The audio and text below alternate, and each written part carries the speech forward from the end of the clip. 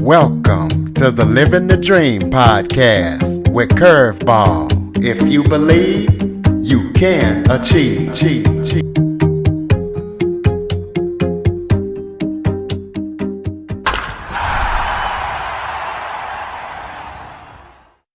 Welcome to the Living the Dream with Curveball podcast, a show where I interview guests that teach, motivate, and inspire. Today, I am joined by former pharmacist turned conflict resolution coach, Jerry Fu. Jerry has been coaching since 2017. He is a conflict resolution coach for Asian Americans. He started it to help them deal with the challenges that they encounter with family, work, and within themselves.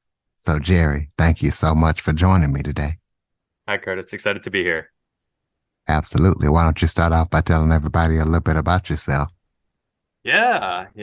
My family came over here from Taiwan, and I grew up in Wisconsin and Tennessee and parts of Texas, and got all sorts of cultural lessons from each stop along the way. And along the way, I thought I would get into a healthcare career. I thought I would be a physician. And in college, I realized I liked the idea of being a physician, doing the work of becoming a physician. I decided I still wanted to do something in healthcare. Pharmacy was on the up and up, so that's how I got into that career.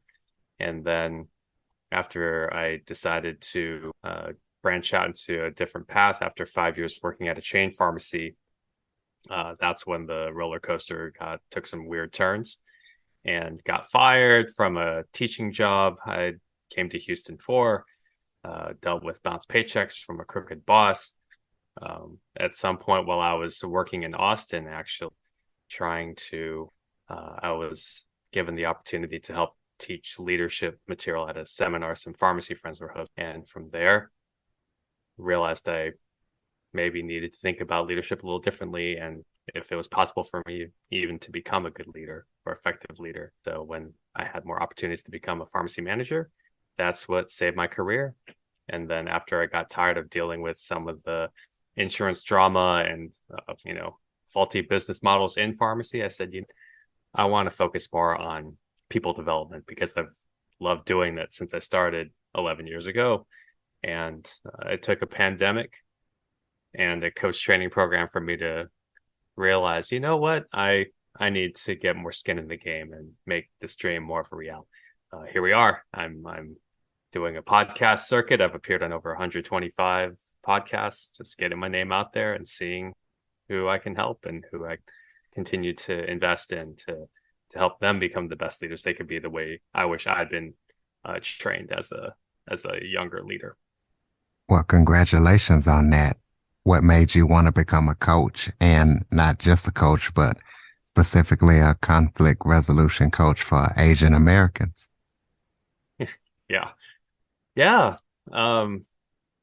We talked about in my coach training, we talked about niching, and a leadership coach that can help everybody doesn't actually help anybody.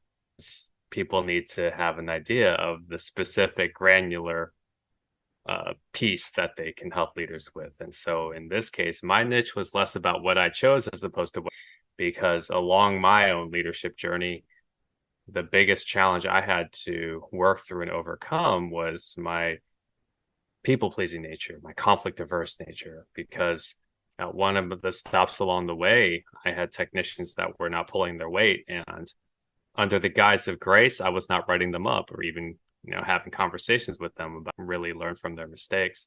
And so management actually wrote me up because they said, well, their behavior is the problem, and your unwillingness to discipline them or fire them is the bigger problem.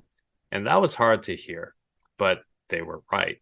And so I realized, okay, if I can't expect to survive long as a leader in a leadership position if I don't get better at confrontation and initiating things that I know will make things uncomfortable for the people I have to address. But I also realize now that those are sometimes the most loving things you can do, is to address the hard and difficult people you care for, right? And if you work alongside them, it's in your best interest to address these things. So I think you want them to. And So, for those who might not know, tell everybody what a conflict resolution coach is and what they do. yeah, sure. Yeah. So I'll give an example from a previous client situation. One of my early clients had a situation where her manager called her after hours. She was out at dinner with her friends. Felt like nothing they could have done after hours would be useful, and so she just thought to herself, well, to reach out to me for. And the next morning he proceeded to blast her and berate her and said, how dare you ignore my call. Doesn't matter how urgent or how not urgent the issue is. If I need you after hours, then you need to pick up. And this was not a clear expectation he set for her, up until this point. This is the kind of manager who liked to play around in the gray so that if he needed to get mad at you, he would always be able to find a reason to get mad. So, she comes to me and asks me, how do I reconcile with him, as much as I don't like him, and as much as I'm looking to exit this job, I still need a paycheck for the next couple of months. How do I confront him and possibly get an apology from him without setting off more tripwires and possibly getting fired earlier than I can afford? And so what I did for her as a conflict resolution coach is to walk her through some steps and the framework that I actually give away on my website. How do you navigate a conversation, a situation like this? And so we went through 5 steps. And so I asked her, the first step was to ask her, well, what is a successful conversation to you, right? What are you looking for? Are you specifically looking for an apology? Are you looking for clearer expectations? Are you looking for the opportunity to present your side of things so that he can understand that you weren't doing anything to just, what is it you're looking for? Because you could have several outcomes that you could be happy with. One is maybe he's in a better mood and he's willing to say, hey, you know what? Yeah, yesterday I was extremely harsh with you. Sorry about that. Maybe that's one opportunity. The second opportunity is to say, hey, well, I'd like some clarification on my availability for you and what's appropriate, because if I was unable to get to the call because I was in a family emergency, would we still be having this conversation? Or is it, hey, you know what, yeah, yesterday I was upset with you and I want you to pick up even if it's inconvenient. And maybe that is an outcome that's just successful in that you realize, you know what, I can't get him to change. The second step I walked her through was to initiate the conversation with 10 seconds of courage, and just to put something on the calendar, right? Just to make sure that we, as conflict averse people, because I am conflict averse and I still fall back into bad habits sometimes, we like to find reasons to procrastinate, right? Sometimes we just say, well, maybe it's not so bad. Maybe I can deal with it tomorrow. Meanwhile, the resentment inside us, the frustration inside us keeps building. And until I know I've been through enough of that to realize this isn't helpful, you're going to still sit in that comfort zone because you're afraid of what might happen. Because, yeah, the fear is definitely there. But staying in your comfort zone doesn't make the fear go. So the idea then is to set something on the calendar. Hey, boss, I'd like to start out the situation. Do you have time to talk Friday morning? Right? Just get something on the calendar, set the boulder in motion, lock the gate behind you so that you have no choice but to move forward. Third step we walked her through was to ask her to script her critical phrases. And I asked her, well, what do you want to be sure to address? What are the points you want him to consider? How do you think he's going to push back, and how will you counter his counter? And so you want to get these thoughts out on paper, because letting them rattle around in your head is not helpful. In fact, it's just stressful. And so allowing yourself to get thoughts on paper gets you a chance to organize them and cut out the good but not essential parts of your thoughts. And then now you have a coherent flow of an argument or case that you want to make. Step 4 then is to rehearse these critical phrases, because you don't want to trip over your own words in the heart of the argument or the conversation. So whether you choose to practice in front of a mirror and check your body language and your tone, whether you choose to on your phone and review live footage, or if you just want to role play with a friend, to play this big bad boss, you want to be sure that you get your reps in before the actual game. And then step 5 is to follow through and to recognize, okay, even if my plan doesn't go the way I want it to, I can still improvise. I can still figure out how I can best get to the destination, because you didn't do all this homework just to feel good about yourself. You did this to get an outcome. And the nice thing is, and I hope people realize this, your first attempt is probably not going to succeed. We're not here to promise, well, hey, you're going to avoid failure. You give yourself a higher chance of success. And I'm not here to downplay that. But the point is, right, is that even if you fail, right now you have feedback that you can use to study and adjust your approach. And eventually, with enough tweaks and reboots, eventually you'll be able to find your way across that line. So this is how we help people navigate difficult. Number 1, to make sure they step out of their comfort zone, and also that they have a lighted pathway to the outcome that they hope to. Okay, well, tell us about who your ideal client is. Yeah.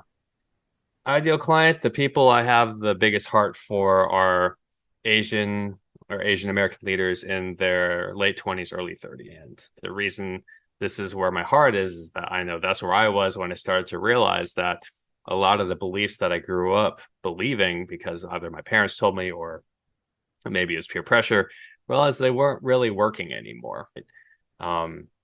What my mom wanted for my life and what I wanted for my life, I think we all had similar ideas on what we wanted, whether it's a nice family or a good career or some degree of stability. But the things that she wanted for me and the way she wanted to get them for me were. And so a lot of Asians at this age recognize, hey, you know what? I can't just be silent about things I'm upset for just because my parents think I'm going to lose my job if I bring them up, right? Like, I'll give an example. When I first got hired by my first job, initially I wanted to attend a convention that I wouldn't have had enough personal time off or vacation time for. And I mentioned this to my mom because she just felt like, no, you just need to take this job and just do whatever they say. And I said, well, I want to bring up this idea that maybe I just take unpaid leave or something in order to go to this convention that I really want. And she said, no, you can't do that, because in her mind, she had this fear that if I spoke up and expressed some needs, that somehow I would appear ungrateful or insolent, and then they would possibly rescind the offer. When in practical experience now, right, I would rather lay the option on the table and then actually hear them say no or yes in order to see what would actually happen, right? And thankfully, I ended up getting that week off attend. Of course, my mom didn't agree with it. That wasn't her problem. And so I come back to say that, a lot of people in this position in their 20s, they're just not taught to ask in a way that's polite and even put it on the table, to be able to initiate that and say, hey, I don't have to be ashamed of my desires. I understand they're not the only ones in play, but if I am part of this team and I have a seat at the table, then I don't have to just reject myself and just keep that to myself because I've already decided that they're not going to give me the answer. So that's why I have a heart for these people and to help them. Hey, let's figure out a destination for your life you would actually be excited about, and not just you felt like following the rules is not giving you the flourish. What do you feel that sets you apart from other coaches? Just being able to walk a mile in the same skin, as the people that I want to help, right? It's not to say that other coaches from different backgrounds couldn't help you. Shame is not exclusive to Asian cultures. I talked with a podcast host who was Greek, and it was amazing just how much we had in common when it came to like emotional shaming and manipulation from parents. But when someone speaks your language, when someone can identify the exact pain points of, this is when my parents started pushing school on me. This is, when my parents started trying to push marriage on me. This is, the careers that my parents pushed on me because they felt like that was the key to stability and respect. and financial reliability. I think people, this is someone I can expect from myself will be different in the end. What are some common mistakes you feel that people make with conflict? Yeah. Yeah. Um, the first is not doing their homework. um, and I say that to say, they go in with the story that they've determined about a situation. Okay, I know exactly what's going on. They do nothing to verify whether or not the story that they're telling themselves is accurate.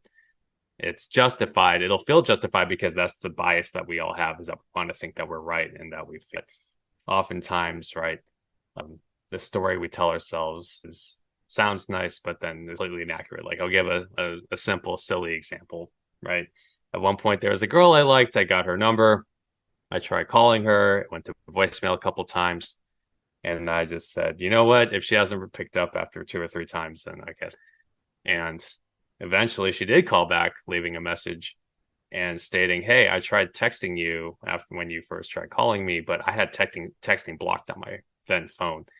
And so I wouldn't have known that she tried to actually respond. And so I projected my own fear of rejection on her and, basically rejected her before she had to disappoint me. And, now I definitely lost my chance. So the first thing is just to say, hey, you know what? Let me stay curious to avoid that mistake of basically, insisting that I'm right all the time. The second common mistake, is interrupting. When people are interrupting, it means that they are not actually listening to the person. And the need to defend themselves as soon as they hear something that upsets them shows, number one, that they're not listening to the other person. And number two, it's basically disrespectful. And so when people don't feel like it just escalates the argument very, very quickly. And so interrupting means you need to stop listening to respond and listening to listen, because the irony is that it is uncomfortable. I'm not going to deny that, when you have to hear everything and every reason that someone is upset with you about a particular situation. And the irony is that the only way you can formulate a response that's really going to land is if you hear their entire argument.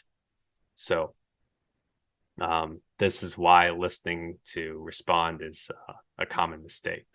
Just immediately feel the need to defend themselves instead of realizing that the best defense is to hit you with everything they got, and then now you can formulate a response that's actually going to land. The third common mistake is procrastinating. Much like I hinted at earlier, with conflict averse people, we like to rationalize and we hope, well, maybe this fire will go away or go out on its own. And the only way the fire goes out on its own, if you leave it alone long enough, is if it burns the whole building down, right? Like people, this is what conflict is they're just fires that you need to put out. And the sooner you put them out, the better. And so, yeah, when people think, oh, well, maybe I just need to sleep on it. Well, maybe you do, right? You don't have to act rashly or hastily, but you do need to go ahead and lean into it and realize, you know what? The only way this is going to get better is if I actually shine a light on it, study it, and learn about it, because the sooner you do that, the more you actually diffuse. Because when you are able to learn and you're not passing judgment, people feel listened to, people feel respected. So even if you have to introduce a conclusion, they're more likely to, be more accommodating when they realize, hey, you know what, I'm just coming with open hands, and I ultimately, help me understand your perspective. Tell me what I'm. So yeah, those are the three common mistakes. Is that hesitation, not doing their homework, and So give us some best practice tips on how to best resolve conflict. certainly, yeah. So I kind of I'll retread some of these things, but to give a full list of tips, part of it is, recognizing, hey, you know what? Conflict is a gift.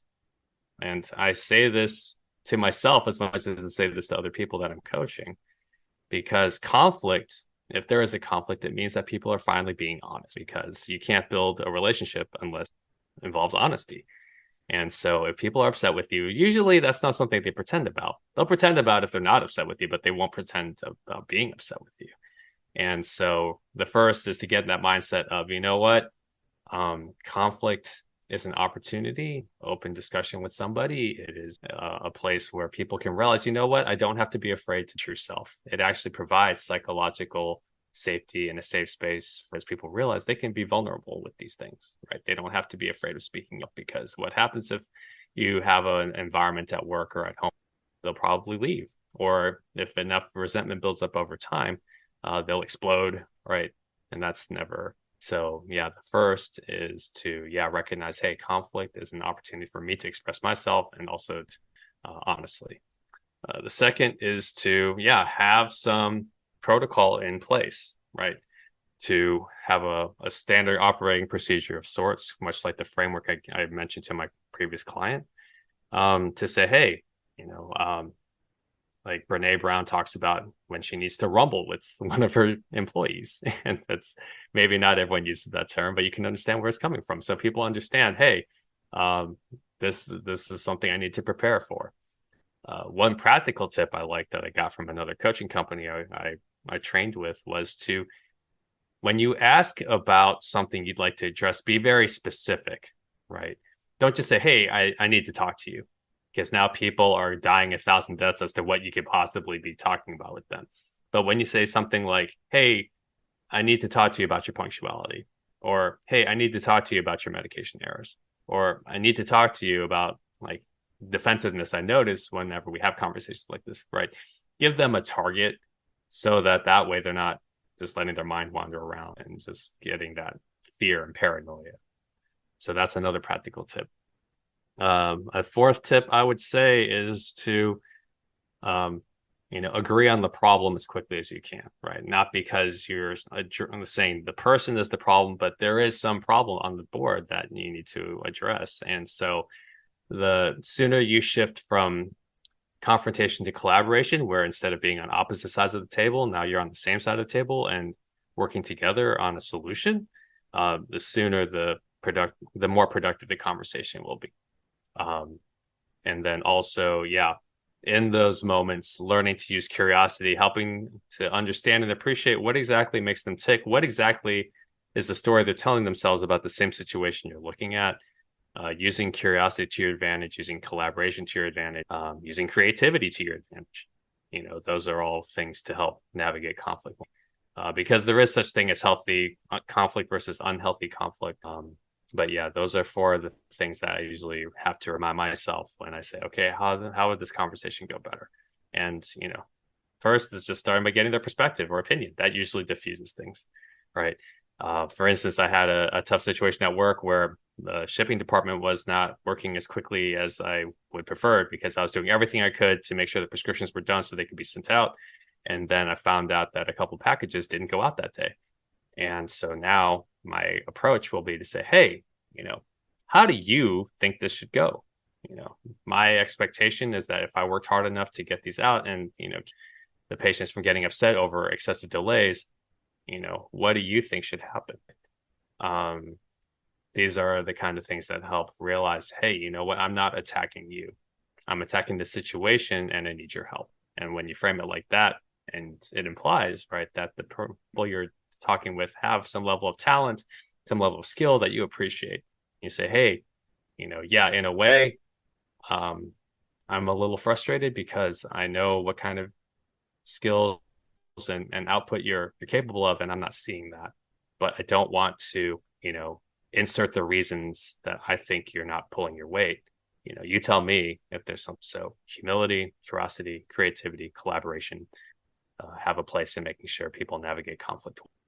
As a leader, tell us about the 3 powerful questions that you ask. Yeah. I love questions. Helps people think. 3 powerful questions. Number 1 is actually a stance of humility. What am I missing? Right. And then people fill in information, and now I get a more accurate picture of, why there's a problem.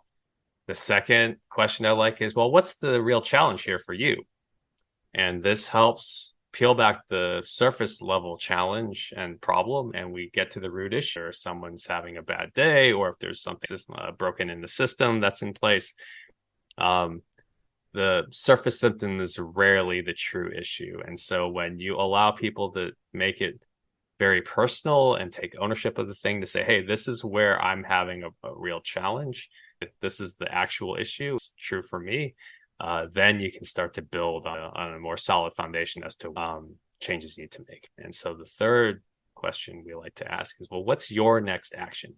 So in the same way, we keep it very personal to say, hey, well, what do you in your capability and resources, because this keeps things right. We're not asking anybody to run a marathon tomorrow, but what is your initial first, right? Is it pick up the phone? Is it send that email? Is it declutter your desk, right? There's a framework in designing your life that talks about minimum viable action, and that's what we're looking for to do, because too often conflict resolution stops with understanding. And actually another common thing that people get trapped on is that people think understanding leads to action. It doesn't. Just because you think you know what they need to do next, people aren't inside your head. And what makes sense to you may not make sense to them. Be sure that you ask them, well, what do you want to do next? Why do you think that's the next appropriation? And if it's not what you expect, now you know the answer that they're giving you and not the answer you want. And so if it's different than the answer you think is appropriate, that is your opportunity to put your answer on the table. Say, well, I think this is your next action. And then maybe that leads to another conversation. So those are my three of the questions that I. What current or upcoming projects are you working on that people need to know about? Yeah. I'm helping out with a coaching demonstration at a diversity summit locally here in Southwest Houston. So if you're in the Houston area, feel free to let me know. It happens in a couple of weeks. If you're not local to Houston, well, the next thing that's on the docket is a huge book marketing campaign, because the book that I contributed a chapter to on conflict resolution got published by Wiley March 28th, and it's called Secrets of Next Level Entrepreneurs. And the main author, a guy named Alex Brookman, he's a consultant friend I met through podcasting and invited me to contribute a chapter. We were originally going to self-publish in October of last year, but then Wiley picked up the book because they said it was worth their time and investment. And so now that's probably going to be the big focus over the next, just to get the word out, say, hey, check out this book. It's a great value, $28. It's not going to break your bank, but it's still just pricey enough to qualify for free shipping on Amazon. There's a host of 11 other total authors to help with every aspect in building a business that's sustainable, has a good environmental impact, and also doesn't leave you burnt. That's going to be a big chunk of my time, is just getting the word out for the listeners. If this is something that interests you, or a budding entrepreneur that wants a good roadmap for really cheap, this is where to start. Throw out your contact information so people can keep up with everything that you're up to. Sure. I will give away a free guide. I do make this available on my website. So the best way to get in touch with me, check out the guide. Go to www.adaptingleaders.com/guide. And that is a guide that it will help you walk through the 5-step framework we went over earlier in our conversation, and also has a case study that you can really get granular about, hey, how might this situation. But yeah, you can also connect with me on LinkedIn, but all the best value happens at adaptingleaders.com. You can book a complimentary 30-minute call, share your story, tell me what you're working on, check out the free blog where we offer all sorts of interesting tips and book summaries, or just check out the guide. Close us out with some final thoughts. Maybe if there was something that I forgot to touch on that you would like to talk about, or just any final thoughts you have for the listeners. Yeah, thank you for that. The last word, a couple final reflections. I think if I could offer some encouragement, I would just tell people, hey, look, no one starts off an expert when it comes. The only way you get better is to do the work. And don't think that somehow someone is better than you just innately, right? Some people might start off with certain talents that you don't have, and that's fine, but that doesn't exempt them from doing the work. Anytime you see someone good at something, it means that they put in the work to get. So be encouraged with that, and just understand, hey, you know what? If you're willing to move forward, you will find a way forward. Ask yourself 2 questions. I'll tack this onto. This is really good. Dan Pink mentioned this in his master. He wrote some great motivational books like Drive. Said, the best way to move yourself forward is, number 1, ask an affirmation question. Can I do this? Yes. Okay. Second question, how can I do this? So anytime you're stuck with a situation that you're not sure, number 1, affirm yourself. Hey, can I do this? Yeah, I believe I can. Number 2, okay, well, if I believe I can do this, well, how can I start? Right. Who can help me? Where are my resources? And then that just leads to more pretty questions, puts you in a more productive frame of mind. So hopefully that'll be actionable and practical. Ladies and gentlemen, adaptingleaders.com. Also, please be sure to follow, rate, review, share this episode to as many people as possible. Check out Jerry and everything that he's up to.